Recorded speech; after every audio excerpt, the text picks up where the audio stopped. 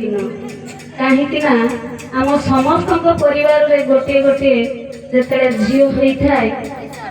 तार गोटे कूल अन्य कूल को जावाक पड़ी थाए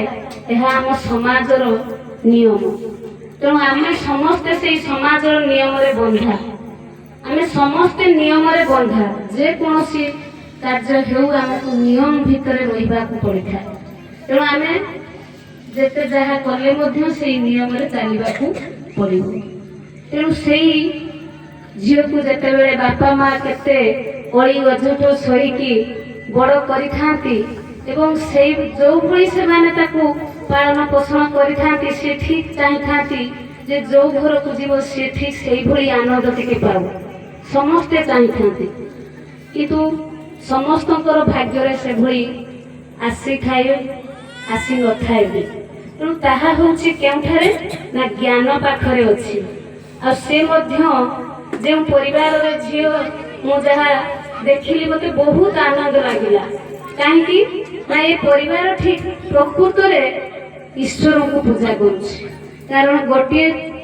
चेयर सेठी देखंतु समस्ते सद्गुरुदेवंकर फोटो रखिचंती आउ गोटे चेयर लिखिचंती जे पिता माता ठारू बड़ देवता के स्वर्ग राइजे नाही तांकोई आशीष सहायता सिना विपद तोरिबा पाई प्रकृत से निज भितर से अनुभव कर सबुठारू बड़ ठाकुर हेले आमर पिता और माता से पिता माता पाई तो आम संसार को आसीछे एवं सी जो संस्कार रे आमको तैयारी करिथिबे आमे जीवा से संस्कार टिकक नहीं पुणी गोटे परिवार को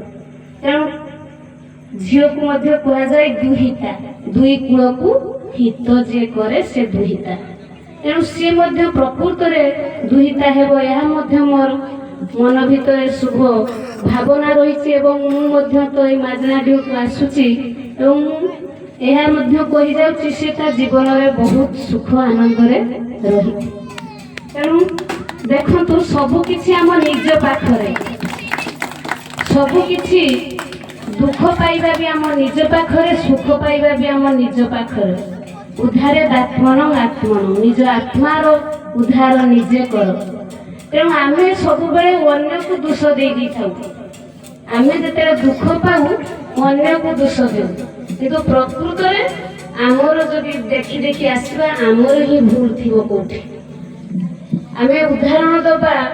आजिकल तो पढ़ा जाऊना भागवत महाभारत रामायण जदि आम महाभारत को जीवा देखा से जो द्रौपदी गोटे वाक्य कहीदे ना कौन कही अंधर पुत्र अंध क्या कही दुर्योधन को जिते से जाइला पानी बोली भाभी टेकिकी लुगा को जाऊला किंतु सेठी पानी नथिला किंतु जोठी पानी नथिला भली जना पड़ुला सेठी से पड़ीगला पानी रे सेठू द्रौपदी हसी हसी कहला जे अंधर पुत्र अंध से जो वाक्यटी से कही देइथिले ताको भितरे दुर्योधन को भितरे केते बड़ आघात लागिथिला ता माने से तांकर पिता को मध्य से असम्मान करथिले जे अंधर पुत्र से तेणु आम वाक्य केते शक्ति अच्छे देखो तो जहाँकि से गोटे महाभारत युद्ध हो गला आउ कौरव मानक वंश ध्वंस हो गला तेणु पुणी जदि आम देखा रामायण को जीवा रामायण देखु राम लक्ष्मण भरत ये सब जो शत्रुघ्न ये सब भाई को भितर जो बंधनटा अच्छी केते प्रगाढ़ बंधन जहाँकि सी जिते रामचंद्र जाउछंती वनवास को किंतु भरत को जिते कह राजपदवी नापी सिंहासन रे बसवा सी कहले मोर भाई जो राम सी 14 वर्ष वनवास रे बण रे बुलिबे खाली पादरे चलुथिबे जो सी सिंहासन रे बसवा कथा से अधिकार मु नहीं केमिति एठी बसी पारिबी सी मध्य से वन रे जेमिति रहती से भली रहिले जीवन यापन कले आ लक्ष्मण को देखा सी एते भाई भक्त से सबु बेले सहित रही एवं 14 वर्ष जाक से माने न शुईकी ही जाग्रत ही सब जगी रही ଯାହାଫଳରେ ତାଙ୍କର ପରିବାରର ବନ୍ଧନଟାକୁ କେତେ ସେ ସୁଦୃଢ଼ କରିପାରିଥିଲେ। ଆଉ ସୀତାଙ୍କୁ ଦେଖିବା, ସିଏ ତ ଗୋଟେ ରାଜ ପରିବାରର ରାଜନନ୍ଦିନୀ, କେତେ ବଢିଥିବେ, କେତେ ସୁନ୍ଦର ଭାବରେ ଜୀବନକୁ ବଢିଥାନ୍ତେ, ସୁନା ଗହଣା ଭରପୁର ରାଜ ପରିବାରରେ ରହିଥାନ୍ତେ। ସ୍ୱାମୀ ଗଲେ ବନବାସ ଯାଆନ୍ତୁ, ମତେ ତ କହିନାହାନ୍ତି ବନବାସ ଯିବା ପାଇଁ, କିନ୍ତୁ ସେ ଭାବନା ସେ ରଖିଲେ ନାହିଁ। କହିଲେ ମୁଁ ତ ହାତ ଧରି ଯାହାକୁ ଆସିଛି ତାଙ୍କ ସହିତ ମୁଁ ଯେ କ୍ଷେତ୍ର ଯୋଉପରି ଆସୁ ସବୁବେଳେ ରହିବି ବୋଲି କଥା ଦେଇଛି, ତେଣୁ ମତେ ତାଙ୍କ ସହିତ ଯିବା ପାଇଁ ପଡ଼ିବ। ତେଣୁ ସେ ମଧ୍ୟ ସବୁ ବାହାର କରି ସେଇ ଜଣେ ସନ୍ନ୍ୟାସିନୀ ଭଳି ତାଙ୍କ ସହିତ ବଣରେ ଯାଇ 14 ବର୍ଷ କଟି ଦେଇକି ଆସିଲେ। ଏବଂ ସେଇ ଯୋଉ 14 ବର୍ଷ ସେ ରହିକି ଆସିଥିଲେ, ତା ଭିତରେ ଯୋଉ ଶକ୍ତି ସେ ପାଇଥିଲେ,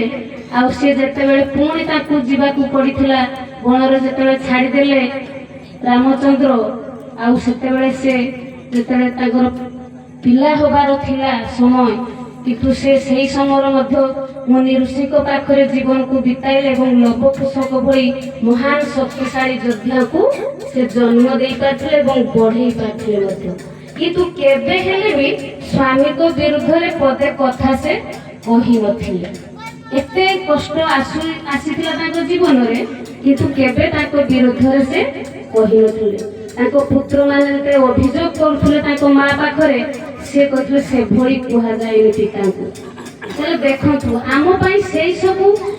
ଗୁଡ଼ାକ ଶିକ୍ଷଣୀୟ ଥିଲା। ତେଣୁ ଆମେ ସବୁବେଳେ ଯେତେ ଆଧୁନିକ ଯୁଗରେ ଯେତେ ଉପରକୁ ଉଠିଲେ ମଧ୍ୟ ସେଇଭଳି ପରମ୍ପରାକୁ ଆମେ କେବେ ବାହାର କରିଦେବାନି, ଆମଠାରୁ ତ୍ୟାଗ କରିବା ନାହିଁ। ଯାହାକି ଆଜି ପର୍ଯ୍ୟନ୍ତ ଆମେ ତାକୁ ପତିବ୍ରତା ସ୍ତ୍ରୀ ବୋଲି କହୁଛୁ। ତେଣୁ ସତୀ ଅନୁସୟା ଦେଖିବା, ଅହଲ୍ୟା ଦେଖିବା, କି ଯେତେ ସବୁ ପୂର୍ବରୁ ନାରୀମାନେ ଥିଲେ ସେମାନେ ସବୁ ପତିବ୍ରତା ଥିଲେ। ତେଣୁ ଆମେ ବି ସେଇଭଳି ଆମର ଯେତେ ସବୁ ଭକ୍ତି ଭାବ ଅଛି, ସ୍ନେହ ପ୍ରେମ ଭାବ ଅଛି, ସବୁ ସେଇ ପରିବାରରେ ମଧ୍ୟ ଅଜାଡ଼ି ଦେବା। ଏବଂ ସବୁଠୁ ଶକ୍ତିଶାଳୀ ହେଉଛି, ଏଟା ଜାଣିବା ଦରକାର ଯେ ପ୍ରେମର ହିଁ ସବୁଠାରୁ ଶକ୍ତି ଥାଏ। ଯଦି ଆମେ ଯାହାକୁ ଯେତେ ଭଲ ପାଇବା ଦେଇପାରିବା, ସେଇଠୁ ହିଁ ଆନନ୍ଦ ସୃଷ୍ଟି ହେବ। ବହୁତ ଧୈର୍ଯ୍ୟ ସେଥିପାଇଁ ଦରକାର। ତେଣୁ ସେଇ ପରିବାରକୁ ଯୋଉ ସେ ଝିଅ ଯିବ, ତା ଭିତରେ ମଧ୍ୟ ସେଇଭଳି ଧୈର୍ଯ୍ୟ ବଢୁ ଏବଂ ସିଏ ସେଇ ଅଜ୍ଞାନକୁ କେବେ ଆସିବ ନାହିଁ। ଅଜ୍ଞାନରେ ସେ ଜ୍ଞାନକୁ ନେଇ ସେ ପରିବାରରେ ସେ ସମସ୍ତଙ୍କୁ କେମିତି ଆପଣାର କରିପାରିବ ଏବଂ ସେଇ ଆତ୍ମାକୁ ଯଦି ସେ ଗୁରୁ ଭାବିଥିବ, ତାହେଲେ ଯେତେବେଳେ ତାର ଯେତେ ବଡ଼ ବିପଦ ଆସିବ, ଯଦି ସେଇ ମହାମନ୍ତ୍ରକୁ ଜପ କରିବ, ଶିବୋହଂ ଶିବୋହଂ, ଆମର ଯୋଉ ମହାମନ୍ତ୍ର ଦିଆଯାଇଛି, ଶିବଂ ମାନେ ହେଲା ମୁଁ ମଙ୍ଗଳମୟ। ମୋ ପାଖକୁ ଯେତେ ଆସୁ, ଯେତେବେଳେ ମୋ ପାଟିରୁ ଖରାପ କଥା ପଦେ ବାହାରି ପଡୁଥିବ, ମୁଁ ସେତେବେଳେ ସାଙ୍ଗେ ସାଙ୍ଗେ କଣ କହିବି? ଶିବୋହଂ, ମୁଁ ପରା ବ୍ରହ୍ମ, ମୁଁ ପରା ସେଇ ଶିବ ମଙ୍ଗଳମୟ, ମୁଁ କେମିତି ଆଉ ଜଣକୁ ସେଇ ଅମଙ୍ଗଳ କଥା କହିବି? ତେଣୁ ସବୁବେଳେ ସେଇ ଯେତେବେଳେ ସୁଖ ଆସୁ, ଦୁଃଖ ଆସୁ, ଆନନ୍ଦ ଆସୁ, ହସ ଆସୁ, କାନ୍ଦ ଆସୁ, ଶିବୋହଂ। ଏ ମନ୍ତ୍ରର ବହୁତ ବଡ଼ ଶକ୍ତି ଅଛି। ଆପଣମାନଙ୍କୁ ତାହା ଦେଖାଯାଇ ନପାରେ, କିନ୍ତୁ ବହୁତ ବଡ଼ ଶକ୍ତି ଅଛି। ଆଉ ସେଇ ଶକ୍ତି ବଳରେ ସେ ସବୁ କିଛି ଜିଣି ପାରିବ। ତେଣୁ କେବେ ବି ସେଇ ଆତ୍ମାକୁ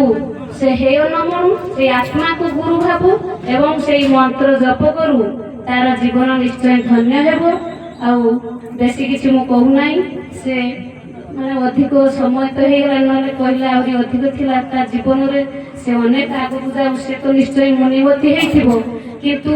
ଯାହାକୁ ସେ ବିବାହ କରିବ ସିଏ ମୁନି ହେଇଥିବେ କି ନାହିଁ, ଆଗେ ତାଙ୍କୁ ମୁନି କରେଇଦେବେ। କାରଣ ଗୁରୁଦେବଙ୍କର ମଧ୍ୟ ବିବାହ ପଦ୍ଧତିରେ ଲେଖା ଅଛି, ଗୋଟିଏ ଦୁଇଟି ମୁନି ଭିତରେ ଯେଉଁ ଶକ୍ତି ଆସିବ, ସିଏ ଗୋଟିଏ ସମାଜକୁ ସୁସନ୍ତାନଟେ ଦେଇପାରିବେ।